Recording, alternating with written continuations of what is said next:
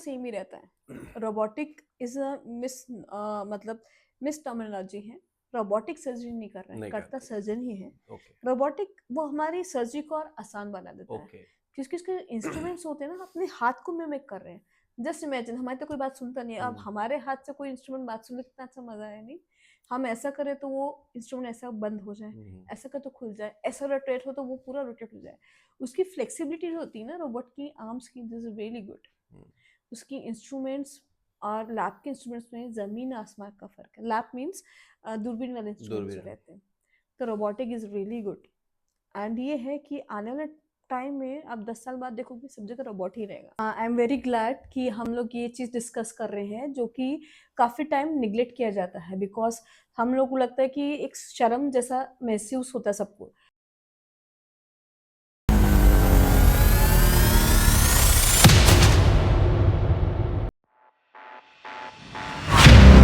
Hello ma'am, कैसे हो हाय, आप? I am good.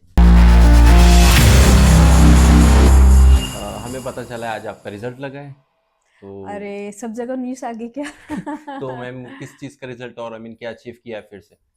एक्चुअली ये एमआरसीजी का एग्जाम था, ओके। जो इसके 3 पार्ट्स रहते हैं, तो part 1, part 2, part 3। This is part 3 which I have cleared, और आज ही आया है रिजल्ट एंड हैव पास्ड। चलो congratulation. That's one of the toughest exam, I okay. Would say. तो फाइनली मैम आज हम उस टॉपिक पे बात करने वाले हैं जो शायद टॉपिक बहुत ख़ास है या लाइफ का एक बहुत मेजर पार्ट है, बट कई लोग उसको इग्नोर भी करते हैं या कई लोग हेजिटेट भी होते हैं या फिर शायद उसको गलत माना जाता है या फैमिली के बीच में वो बातें नहीं की जाती है। ये टॉपिक किसी एक पर्टिकुलर फीमेल के लिए या लड़की के लिए नहीं है, ये टॉपिक है इन जनरल, जिसमें वो किसी की बहन भी हो सकती है, किसी की जी बेटी भी जी। हो सकती है, किसी की माँ भी हो सकती है। यस। सो हम डिस्कस करने वाले हैं आज प्यूबर्टी एज को लेके, मेनोपॉज को लेके। सो कई बार हमने देखा है कि बहुत चाइल्डहुड या बचपन से जब प्यूबर्टी स्टार्ट होती है, एक नया फेज स्टार्ट होता है लड़की का। जी। सो उसमें क्या प्रिकॉशंस लेने चाहिए या हम उसको कैसे डील करें? वो चाहे उसकी मम्मी हो, चाहे उसकी माँ हो, या सासू माँ, टू जी। बी ऑल जनरेशन, सब हमेशा हमने फीमेल्स को निगलेक्ट ही किया है। I don't know why it is in Indian scenario, ऐसा होना नहीं चाहिए, but I am very happy that आप जैसे डॉक्टर्स, बाकी लोग are coming into this platform to share all this things. जी। And puberty, yes, puberty is a very important, कह सकते हैं, एक फेज है लाइफ का जिसमें बहुत सारी चेंजेस होते हैं। जो नेचुरल बिकॉज है। हार्मोन, यस, हार्मोनल चेंजेस होते हैं। जी। तो अगर हम लोग शारीरिक की बात करें, लाइक बॉडी चेंजेस की बात करें, तो उसमें जैसे आपका फीमेल्स में से ब्रेस्ट डेवलपमेंट होता है, आपकी प्यूबिक हेयर्स हो गए, बगल के बाल हो गए, नीचे बाल आना शुरू हो जाते हैं। देन आपको आता है नेक्स्ट लास्ट जो पीरियड्स, जिसको जी। मेनार्की कहते मेरा। हैं। ओके। एंड उसके अलावा इमोशनल चेंजेस भी आते हैं। आपने देखा होगा स्पेशली कुछ लड़कियां जो तो बहुत इमोशनल हो जाती है, दे बात बात पे बिकम, रोना, यस, चिड़चिड़ हो जाना। हाँ, और मम्मी पापा को लगता है इसको बस रोने का ही काम है। रोने का ही होता इट्स है, नॉट लाइक दैट। बट वो they, hormonals. Yes, these are all hormones. Yes. And आपने कभी ये भी देखा होगा, शुरू शुरू में जब बच्चों को पीरियड्स आते हैं तो उनको प्रॉपर गाइडेंस नहीं नहीं मिलता है, मिलता है obviously. Like how to maintain the hygiene. Yes. And अब वैसे देखा जाए तो जो एज रहता है प्यूबर्टी का, 13 ईयर से हम लोग गिनते हैं कि आपको पीरियड्स यूजली आ आ जाते जाना हैं। चाहिए। और हम up till 15 to 16 years of age हम वेट कर सकते हैं टू गेट द मेंसेस। जी। अगर उसके बाद भी पीरियड्स नहीं आ रहे हैं ना, definitely you should consult your doctor. तो वो they can help you and guide you कि what is the problem. Okay. But कभी कभी क्या होता है, शुरू के जो पीरियड्स आते हैं वो इरेगुलर रहते हैं, शुरू के 1-2 साल, जी, जी। जैसे हैवी ब्लीडिंग होना। यस, कभी कभी पीरियड स्किप हो जाते हैं, दो यस। दो महीने में, नहीं 3-3 महीने आते। पे। हाँ, और मदर बेचारे रोने लग जाते हैं, उनको टेंशन होती है। हुँ। तो मैं सबको ये कहना चाहूंगी, वो it's a normal thing, yes. इतना टेंशन लेने वाली बात नहीं है। बॉडी में हार्मोन्स प्रोड्यूस हो रहे हैं, वो क्या रहता है कि एक संतुलन रहना चाहिए, कि ब्रेन से एक मैसेज जा रहा है, ओवरी तक बराबर पहुंच रहा है कि नहीं, फिर ओवरी का मैसेज यूट्रस पे बराबर पहुंच रहा है कि नहीं। तो इन सबका कोऑर्डिनेशन, साइकिल से पूरी यस, इन सबका कोऑर्डिनेशन होता है, तो उसको टाइम लगता है 1-2 साल में करीबन सेट होने में। सेटल होना। इसलिए शुरू की जो 1-2 साल की जो साइकिल्स रहती हैं वो हमेशा इरेगुलर रहती है। कभी कभी एक्सेसिव ब्लीडिंग होना, कभी कम ब्लीडिंग होना, that is all normal. But हाँ, अगर आपको ऐसा लग रहा है कि बहुत ज़्यादा ब्लीडिंग है, कि थम नहीं रहा है, समझ में नहीं आ रहा, फेंट हो रहे हैं, that is a time you should definitely come to us, we are there to help you out. Okay. Ma'am इसका कुछ मेजरमेंट है कि पेन कितना हुआ तो नॉर्मल है या बहुत ज़्यादा हम बर्दाश्त करने की नहीं मतलब। नहीं नहीं नहीं अगेन अभी तो आप रिसेंटली देखते भी होंगे, मतलब अभी तो फेसबुक हो गया, सोशल मीडिया के इतने ज़्यादा कॉमन हो गया, हम सब लोग एंडोमेट्रोसिस के बारे में पढ़ते हैं। एंडोमेट्रोसिस हो गया, एडेनोमाइसिस हो गया, ये एक मेडिकल टर्मिनोलॉजी है जिसमें आपको बहुत पेनफुल पीरियड्स आते हैं। सो माइल्ड पेन, थोड़ा बहुत पेन इज ओके, वो पीरियड्स में बच्चों को या मतलब मदर को या फीमेल को हो सकता है। अगर अधिक पेन हो रहा है that is hampering your life, means hampering your day to day life का जो आप रूटीन सर काम करते हैं, कि आप पढ़ नहीं पा रहे हैं, आप स्कूल नहीं जा पा रहे हैं, you are missing your office hours, right. कभी कभी ऐसा देखा है कि वो उनको वॉमिटिंग होता है और उनको बेड रेस्ट कर रहे होते हैं, इतनी हालत खराब होती है, that is the time you should consult a doctor, क्योंकि वो सिर्फ एक नॉर्मल पीरियड्स बट नहीं मैम है। ऐसी सिचुएशन में कैसे रहता है ना, पेरेंट्स या फादर को बोल नहीं पाती है लड़की, तो इसको हम हाँ, कैसे फेमिलियर करें चीज़ों को, या यस। वो बहुत ज़्यादा कंफर्टेबल हो। बट मुझे ऐसा लगता है डॉक्टर की ना, अभी ना बहुत से फादर इनफैक्ट जो मेल अपकमिंग जो हैं they have change a lot. जिससे हम लोग बात करें ना, हमारे ज़माने वाले जो पुराने पापा थे they were little orthodox, hmm. Right. So हम लोग को खुद को शर्म आती थी कि हम उनसे कैसे बात कैसे करें। करें। बट मुझे ऐसा लगता है over the period of time people have change, and हम लोग को और सेंसिटाइज होने की ज़रूरत है, क्योंकि अगर हम लोग खुल के बात नहीं करेंगे बच्चे से, हम्म। अगर बच्चा हमसे खुल के अपनी बात नहीं कर पाएगा तो किससे करेगा, किससे राइट। करेगा। तो फिर गलत चीज़ें सीखेगा या गलत चीज़ें पढ़ेगा, तो उससे अच्छा है it's always give an open environment to the और अक्सर मैम मैंने बच्चों ये भी को। देखा है हमारी पर्सनल लाइफ में भी कि अगर हम किसी चीज़ को लेके पेरेंट्स डांटते हैं हमें, तो हम हम्म। उसको छुपाने की कोशिश करते हैं, फिर वो हाँ, एक गलत तरीके से चले यस जाती है यस यस। चीज़ें। मेरे को ऐसा लगता है समझदारी दोनों को चाहिए, चाहिए, यस। बच्चों को भी चाहिए एंड पेरेंट्स को भी चाहिए। बट मुझे ऐसा लगता है कि अभी पेरेंट्स काफी जेंटल पेरेंटिंग में आ गए हैं, बट बच्चे जो है ना, आजकल के बच्चे थोड़े से डिफरेंट है। हमारे जनरेशन के हम थे ना, हम बच्चे बहुत ही कैसे थे, वी वर सो स्टूडियस, पढ़ाई में हम्म। थे, फालतू की चीजें नहीं करते थे। बट अभी बिकॉज सोशल मीडिया का इतना एक्सपोजर हो गया है, हम्म। बच्चे उससे गलत चीजें भी सीख रहे सीख हैं। रहे हैं। So that is very important कि बच्चे क्या पढ़ रहे हैं, क्या सीख रहे हैं, इतना हमको मालूम होना चाहिए एज अ पेरेंट कि बच्चे अपने कहाँ जा रहे हैं। And definitely be a friend to your babies, to your children. अब फ्रेंड्स रहेंगे तो they will share each and everything with you. अगर हम उनकी हर एक छोटी चीज़ को लेकर जज करेंगे तो फिर बच्चा भी अपने से दूर हो दूर जाता हो है, जाता फिर है। वो अपने दोस्तों में ढूंढेगा। अब आपको तो पता ही है, चलो लड़के तो चलो फिर भी, लड़के तो तो सब बदमाशी होते हैं, है सब ना, नहीं होते मैम। शरारती तो होते ही है। हम जैसे ठीक। अच्छे भी होते हैं। कुछ अच्छे होते हैं पर ज्यादा शरारती होते हैं। तो उसमें क्या, अगर आपकी कंपनी अच्छी होगी ना लड़कों जी। की, तो बच्चा अच्छा पढ़ता भी है, सब काम करता है। गलत कंपनी में निकल जाता है तो इट्स वेरी डिफिकल्ट। यस। अभी जैसे ड्रग्स हो गया, अल्कोहल, स्मोकिंग, हम सबको पता है कि अच्छा नहीं है, नहीं है। बट स्टिल बच्चे लोग कर रहे कर हैं। रहे हैं। इसका रीजन क्या है? क्योंकि they don't have any family support, एक मोरल सपोर्ट नहीं है उनको, एक ऐसा एनवायरनमेंट नहीं मिलता नहीं जहाँ पे मिला है। वो अच्छे से खुल के बात कर सके। क्योंकि सो हर चीज टाइप के लोग यस रहते हैं, हर यस। चीजें हैं यहाँ एंड पे ये बस। प्यूबर्टी और ये एडोलेसेंस एज जो होती है ना, ये बहुत खतरनाक एज होती है, जिसमें ना तो बच्चा बच्चा है और ना ही वो हम्म। एडल्ट है, वो बेचारा बीच में अपने हार्मोन से झुलस रहा है, and he is getting confuse, the baby, the बच्चा, मतलब बोलो लड़की हो चाहे लड़का, they both are getting confuse कि हम क्या करें। तो ऐसे में हम लोगों को उनको सपोर्ट देना चाहिए, being as a parent. And also अगर आप पेरेंट्स कंफ्यूज हो जाते हैं, then definitely consult doctor, they are going to guide you in better way. बिल्कुल। सो मैम अभी हम प्यूबर्टी के बारे में बात कर रहे हैं, तो ऐसे फेसेस जहाँ पे बहुत सही डिसीजन के अलावा गलत भी लेते हैं, तो इस टाइप के कभी आपने केसेस देखे हैं आपकी लाइफ में जो बहुत ज़्यादा डिसअपॉइंटेड है। Yes, Abhi, being as a gynecologist, I see a lot of patients, especially unmarried patient, जो सेक्सुअली एक्टिव है at an very early age. अब इसका क्या रीज़न हो सकता है, I really don't know whom to blame, is it us और is it media और इज इट एवरीथिंग। तो ये लोग बच्चे क्या कहते हैं, सेक्सुअली एक्टिव होते हैं, अब इनको पता तो होता नहीं, समझ भी नहीं होती कॉन्ट्रासेप्टिव्स की, yes so yes. They and up having pregnancy. और कभी कभी दे कम फॉर द अबॉर्शन, और उसके अलावा कभी कभी एक्टोपिक प्रेगनेंसी भी हो जाता है। अब topic ectopic pregnancy. Pregnancy, yes, it is an emergency condition, जहाँ पे यूट्रस की अंदर बच्चा ना हो कि ट्यूब में या कहीं आउटसाइड, और रह यस। जाता है, तो that becomes a very risky for the patient. So ऐसा है कि आज के दौर पे जहाँ हम लोग देख रहे हैं कि बच्चे लोग जल्दी सेक्सुअली एक्टिव हो रहे हैं, so they also need a proper counselling and sex education देना is very important, so that they don't land up in ruining their life, एक गलत डिसीजन उनका पूरा लाइफ। बदल सकता है। यस। मैम अभी तो ऐसा बहुत ज़्यादा हमको प्लेटफॉर्म मिल रहे हैं जहाँ पे हम सीख सकते हैं या समझ सकते हैं, बट स्टिल अभी भी ऐसे कोई विलेजेस या गांव, ऐसी छोटी सिटीज़ है जहाँ पे इस टाइप का एजुकेशन नहीं है। हम्म। सो हमको ऐसा क्या करना चाहिए जिससे एक कॉलेज या स्कूल में इस टाइप का एजुकेशन मिले प्रॉपरली? देखो जैसे अभी at present I am working with max hospital. Yes. तो मैक्स हॉस्पिटल में हमारे पास ना बहुत सारे ऐसे हम लोग जाते हैं स्कूल्स में to give a proper education to the children. Like sex education हम लोग देते हैं, what is a good touch, bad touch, bad छोटे टच, बच्चों यस को हम यस यस। बताते हैं with all diagrams and all these things. Apart from मैंने ऑनलाइन बुक्स भी देखी हैं जिस बारे में बताती है ना, कॉमिक बुक करके। तो कहने का मतलब ये है कि अगर हम सब साथ मिल के काम करेंगे ना तो हमारे बच्चे सच में सेफ रहेंगे।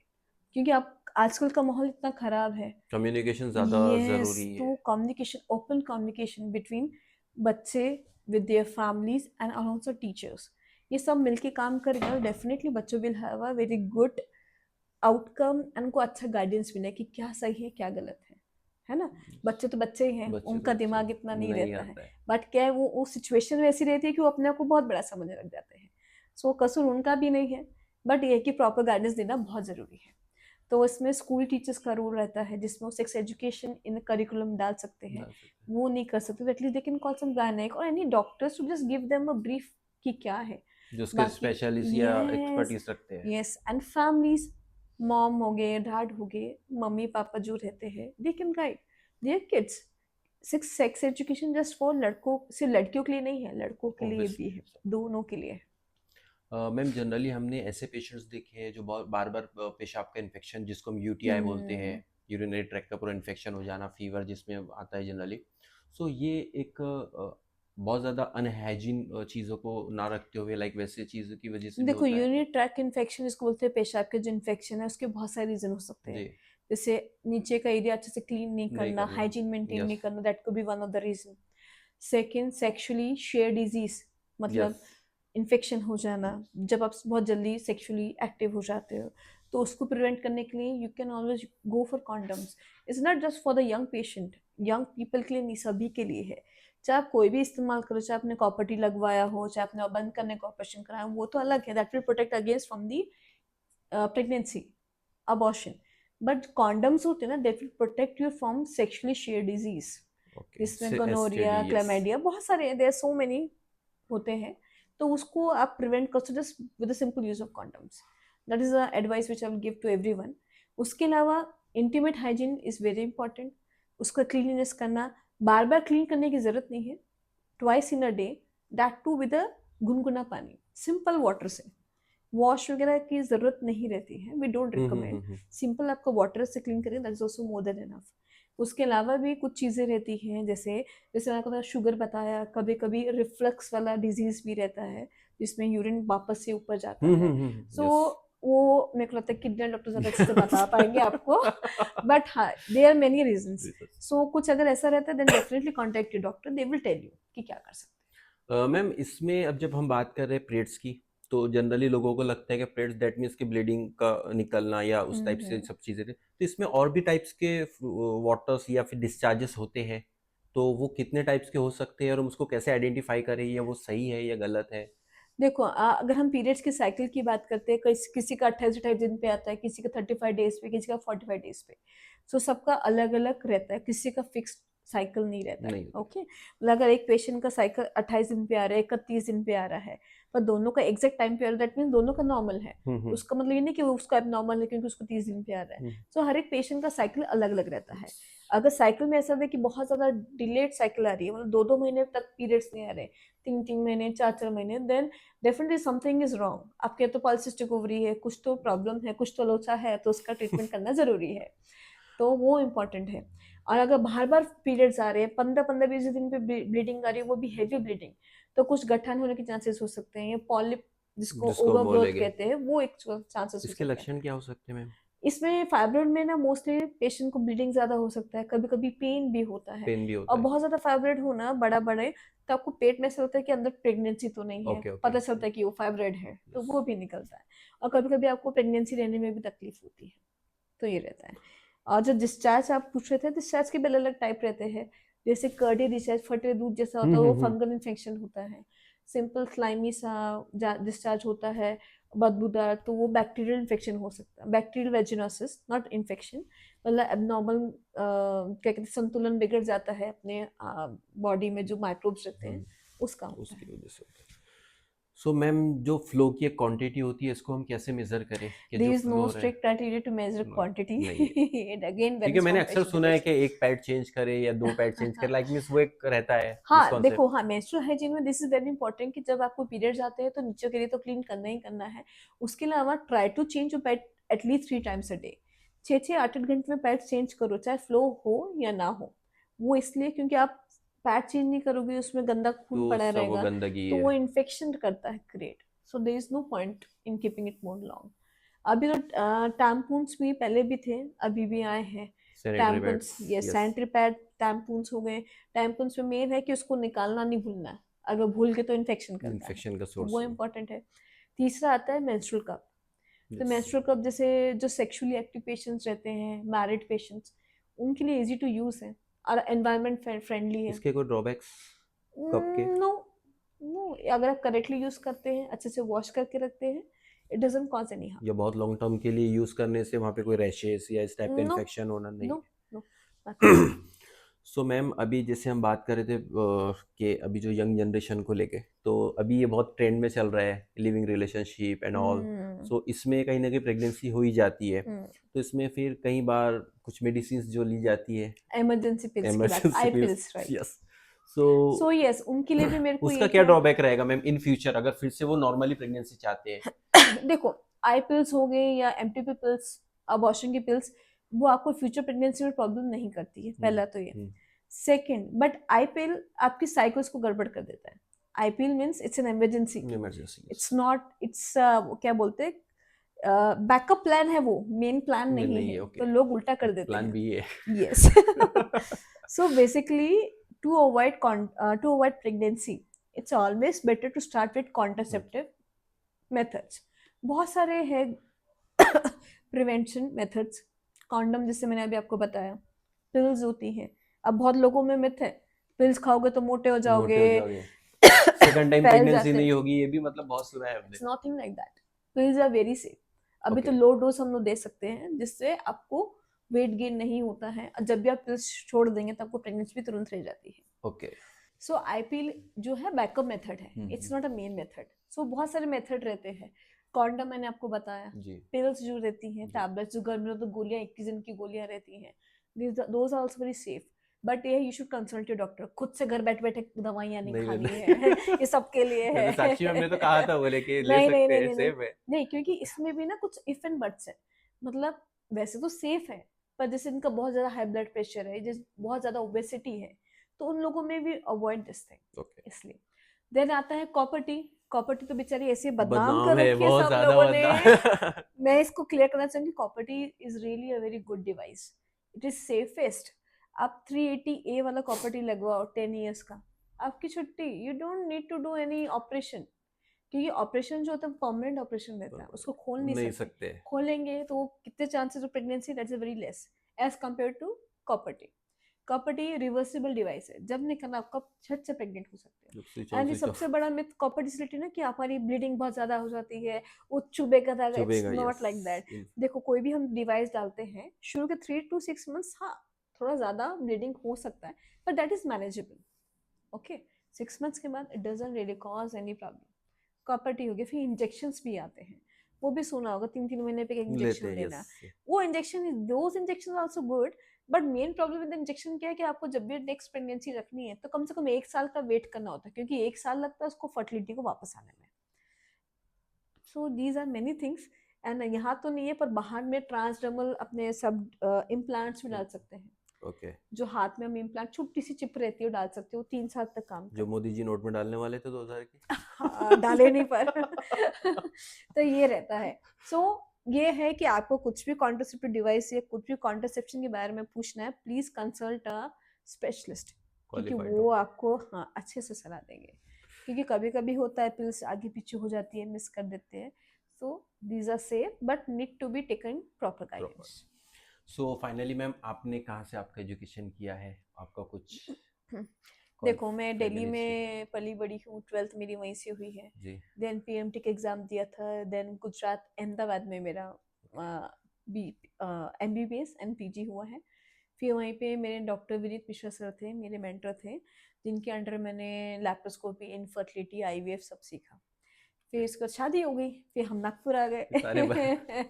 टर्न हो गया। यस, फिर नागपुर में हमने नया चीज़ सीखा, रोबोटिक्स सीखा। सो अभी हम मैक्स में वही कर रहे हैं। सो आपके हस्बैंड क्या करते हैं ma'am? Yeah, my partner is a very good and he is an anesthesiologist. Basically, anesthesiologist में भी अलग-अलग रहता है.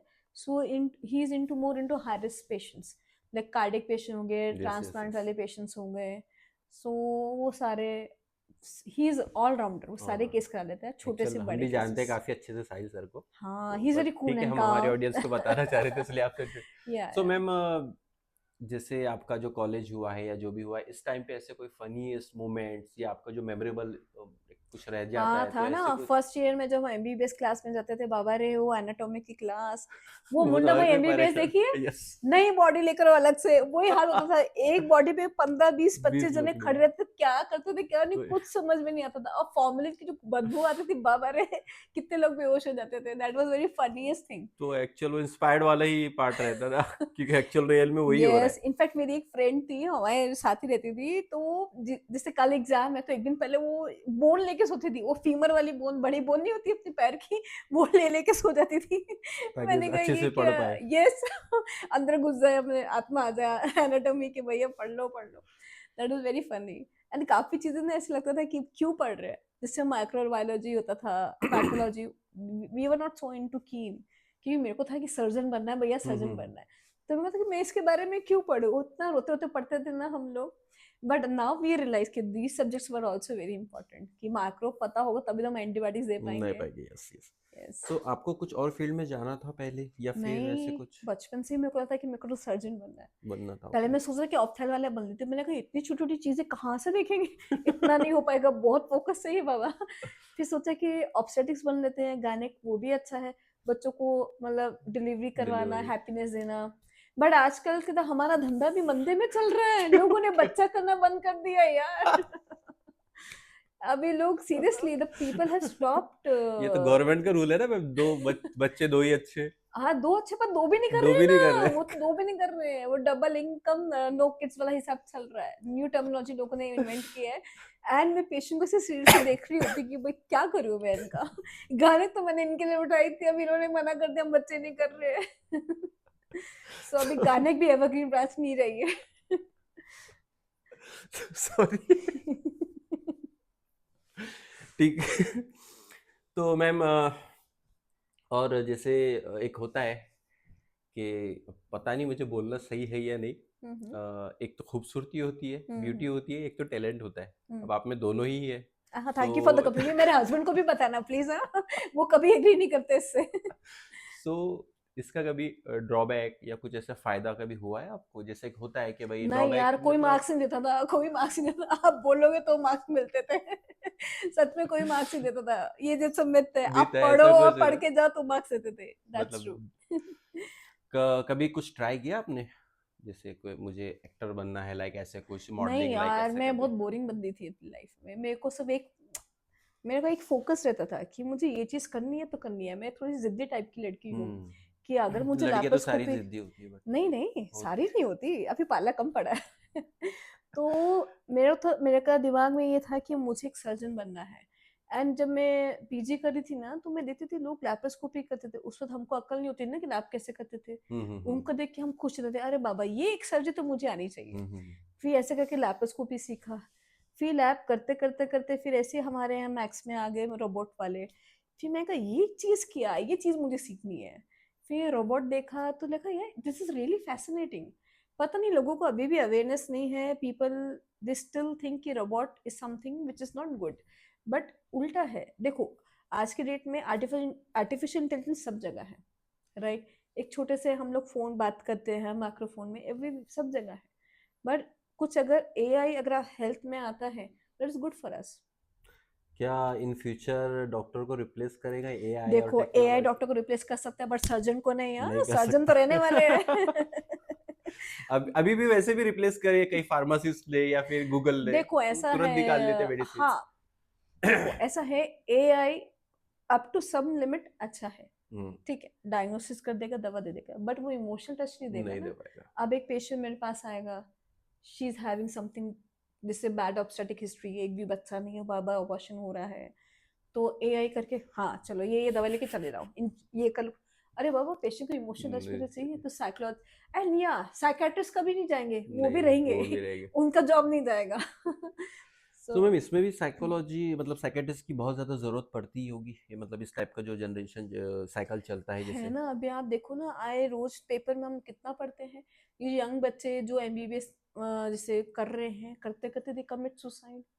अभी तो काफी चीजें चेंज हो गई है, हमारे टाइम जब हम पीजी करते थे, एमबीबीएस करते थे, हमारी तो रैगिंग प्रॉपर होती थी, तो हम्म। हम लोग तो बहुत ढीठ थे, हमको कुछ फर्क नहीं पड़ता था, जो करना कर लो, आपकी तो हम तो नहीं होती जाएंगे थी, नहीं नहीं नहीं आपकी भी होती नहीं थी। हमारी भी होती थी हम तो कर लेते थे, ठीक है, जो करना, क्या करा लोगे, क्या फर्क पड़ने वाला है, doesn't make any difference, right. अभी हम लोग देखते हैं, अभी छोटे छोटे ये जितने भी यंग अपकमिंग जनरेशन है, तो बहुत जल्दी बुरा मान जाती है, उनको मतलब हमारे जोक जोक समझ में नहीं आते नहीं कभी आते कभी, है हैं। ना। सो मुझे लगता है they need to play too strong. And second, इसका रीजन भी यही है, because they have isolated themselves from the society. अभी आप देखो, कम्युनिकेशन, मिलना अरे जुलना आप सब। देखो कि फेसबुक में उनके ढेर सारे फ्रेंड्स होंगे, हम्म। लाखों करोड़ फ्रेंड्स होंगे, और रात को 12 बजे किसी को फोन करके उठाना, भाई चाहे तैसे बकवास करनी है, बात करनी है, चाय पीनी है, मैगी खानी है, वो कोई नहीं होगा। वो सच्चाई है आज की डेट की, पर हमारे पास है, हम किसी को उठा के फोन कर देते हैं कि भाई आज तो खाना है, चलना है, तो आ जाते हैं। बिकॉज कंसिडर योरसेल्फ लकी, अगर आपके ऐसे दो जने हो ना लाइफ में, जिसको आप कुछ भी बोल बोल सकते हो। सकते हैं, होना चाहिए ऐसे कोई। यस, तो वो इमोशनल बॉन्डिंग नहीं रही, लोगों के नाम पे कमिटमेंट नहीं रहा, शादी के नाम पे कमिटमेंट नहीं नहीं है, रहा। यस। प्यार में कमिटमेंट नहीं है, करना है क्या लोगों को पता नहीं है। इसलिए तो बच्चे भी कम हो इसलिए बच्चे भी नहीं हो रहे हैं सीरियसली यार